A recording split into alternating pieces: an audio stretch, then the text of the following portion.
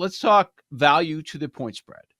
Quarterback value to the point spread. We've thrown out the idea of certain specific players, I think especially in the Parsons conversation on what he is worth to the point spread. But this is something that is done on a regular basis, and I think it's good. It can be valuable to sports bettors because we will inevitably have a lot of QB1s. Well, maybe not a lot, but a handful of QB1s then end up going down and missing games. And that's going to be a big conversation piece on this show throughout the season. And we hope that you're with us every day. Can't wait for it. Not that we're looking forward to injuries, but this is the kind of stuff that makes sports betting shows during the NFL season a lot of fun, trying to figure out that game and where there are values on a week-to-week basis. And when a lot of novices throw out value to the point spread, oh, this guy's worth more than that guy, they fail to remember the number one rule. And the number one rule isn't the level of play of QB1. It's also the level of play of QB2. Because if you have a competent backup, things aren't as bad as they seem. But some people would say, no, there's no way. You've got to say that Mahomes is worth more to the point spread than this guy. But no, it depends on the backup quarterback. Do they have experience? Have they been in the offensive system quite some time? Have we seen them step in? Has it been 5 years since they've played? All of that is a factor. And Sam, when trying to figure out the point spread value of each quarterback, that is something that is constantly overlooked, the QB2. Yeah, it's all relative to the backup. It's very simple. But that said, your quarterbacks at the top are still the elite quarterbacks. There's no backup in the league on this list that I see that would really depreciate Josh Allen's value or Patrick Mahomes' value. I think it gets a little bit more interesting when you get to Bo Nix and Jared Stidham, when you get to J.J. McCarthy and Sam Howell, when you get to Bryce Young and Andy Dalton. What's that drop off? So Ben Fox, who writes for Yahoo, talked to, I believe, 2 bookmakers, and he helped compile this full sheet, all 32 teams. Here's the starter, here's the backup, and here's the drop off.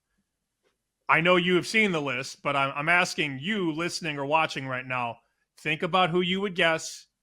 Give it about 5 seconds. If you're thinking it's Patrick Mahomes, it's not. Not anymore. It used to be. Last year, 2 years ago, 3 years ago, Mahomes was number one on every list. Joe, that's not the case anymore. According to this article, Josh Allen to Mitch Trubisky is the biggest gap spread-wise in the entire NFL, 6.98 points between Allen and Trubisky. That makes perfect sense to me. There's nobody in the league that can do what Josh Allen does. That's just the facts, Jack. And whether you want to agree, disagree, I don't really care. And what we're not talking about is look at the Chiefs and how many one-score games they have played in. Look at how underwhelming they have been in the regular season. We know they turned it on in the playoffs. We understand that. But the expectation level is so high for them that it's hard for them to meet those expectations. And they play in closer games than the Bills do. Bills at home against a bad team, lay it. It's going to be a big number. You probably want to lay that number. I thought it was pretty telling the other day what Jamar Chase said, one of the premier receivers in the game. And he was talking about the difference that Josh Allen brings to the table versus any other quarterback in the league. And he wasn't trying to criticize.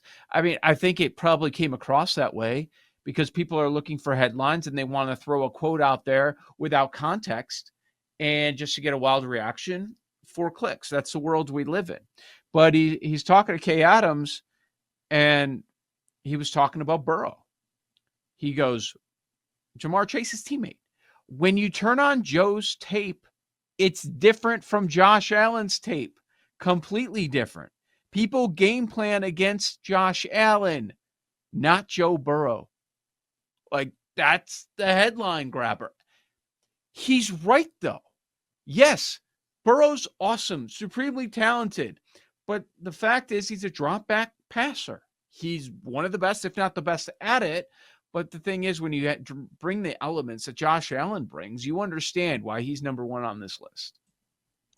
No doubt. Mahomes 2, Lamar Jackson 3, but I can tell you what I heard because I was going to put a list like this together for our show, and then Ben put the story up. So I was like, perfect. This is better. I don't have to do all the work.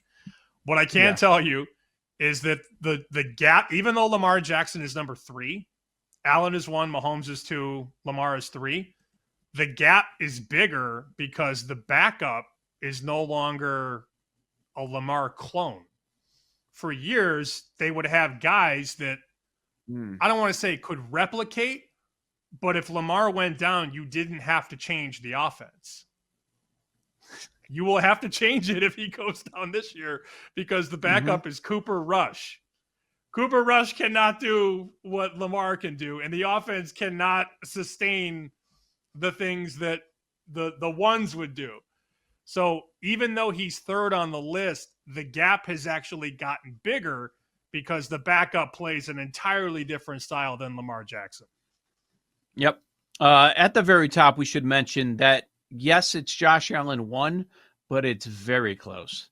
The gap is 0.04 when it comes to the ATS difference that they're looking at. A little bit more of a gap once you get to Lamar Jackson. But the top 4 is clear because they're in that 6 range. Allen, Mahomes, Lamar, and Jalen Hurts. Why Jalen Hurts? Because Tanner McKee is the backup. That's why. And it's another guy in Hurts that just is able to do something that others can't. Like you mentioned, a lot of teams, they try to bring in different style of quarterback, especially if they're able to use their legs. But that's hard to do, hard to find guys that can bring that element to the field. So you've got Hurts 4, and there's Joe Burrow, number 5. We've seen in the past when Burrow's gone down to injuries how bad it is. The Bengals go from an AFC contender to one of the worst teams in the league when Joe Burrow's off the field. That's just what it is.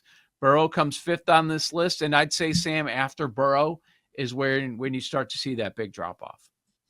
You can start to see the debates happen here because we get out of the realm of elite quarterbacks. So now 6 to 15 all feel semi-interchangeable. So 6 is Herbert to Taylor Heineke. That drop-off is about 5 points, a little bit more than 5, 5.15. But then the guy at 15 is Brock Purdy, who just signed a mega deal. Brock Purdy to Mac Jones is 4.23. There are a bunch of other guys there in the middle. Prescott, Goff, Jaden Daniels, CJ Stroud, Jordan Love, Baker, Tua, Trevor Lawrence. That's a lot of players in a what's the gap there? 5.15 to 4.23. I mean, it's not even a whole point. That's basically the second tier. And then you get to what I think is crazy. Matthew Stafford, who I know we love. We're big Stafford guys. Matthew Stafford is tied with Caleb Williams. Now, when you hear that, you go, that doesn't make sense. Well, Stafford has a formidable backup who is working under McVay. So that is more belief in the system than it is in Caleb Williams. Like, these bookmakers aren't saying that Caleb and Stafford are worth the same. They're saying that the situation from Williams to Bagent is the same as it is from Stafford to Garoppolo. And that's a hat tip to the Rams offense and Sean McVay. Are there any you disagree with? Like, I'm looking at Rodgers to Rudolph 3.5 points. That's more than I expected. Continue to work down this list. Cam Ward, Brandon Allen, 2.60. That puts him 24th in the league. Before he's played a snap in the NFL, 2.60. McCarthy to Howe is 2.02. That's kind of interesting. Like, I wonder what it is, Darnold to McCarthy. In the same system, with the same coaches, like, what's the difference? Like, if Darnold is still a Viking, what do you think the difference is with him and McCarthy? I think that'd be really interesting. Are they close? Yeah, probably about 2 points coming into the season. I Okay. think it'd be very similar to this number, the Justin Fields to Tyrod Taylor number, or the Flacco to Pickett number.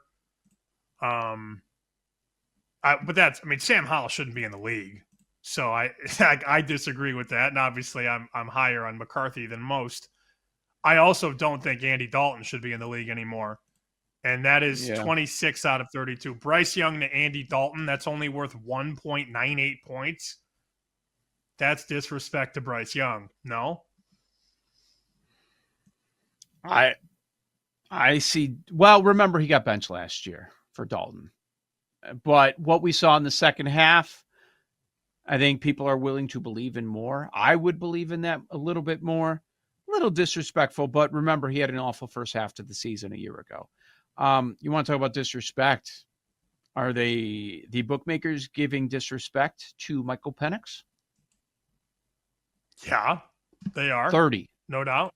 30. 1 point better than Kirk Cousins. Really? Based off last Yeah. year? Yeah, I don't think so. Cousins was a different guy. He couldn't even escape the pocket. Not that he's a guy who's going to turn up field, but coming off the Achilles, that was a tough look. And maybe he's, more formidable this year, but they have to go with the kid. They have to go with Penix. So they're dogging Penix. They're dogging Fields, Bryce Young, McCarthy, even Drake May. Only 3 points better than Josh Dobbs.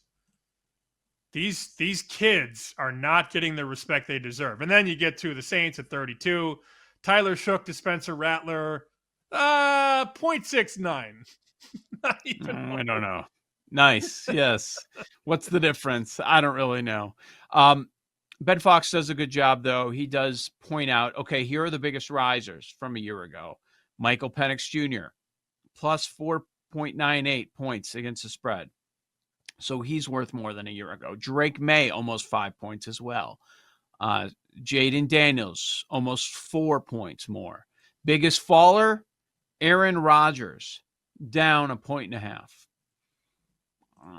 Maybe it's going to be more, but we'll see. He's in a good situation. Arthur Smith, the OC, but he has some talent around him. The Baker number too, as we're bouncing around this list, Baker to Kyle Trask only 4.73 relative to, a guy like Jalen Hurts who's 6.31. That just feels like it's a big number. I think Baker should be a little bit higher on this list. They're saying Baker to Trask is only 4.73. I think Baker has a really high number, and Trask, I don't know what you have from Trask, but apparently there's some respect there for Kyle Trask. Maybe he could just come in and fit into that offense with the coaching. But yeah, it's a fun exercise because you screenshot this or you save this on your phone, and you could make your own adjustments to this. If you disagree with the numbers, you can slide a half point or a half point here.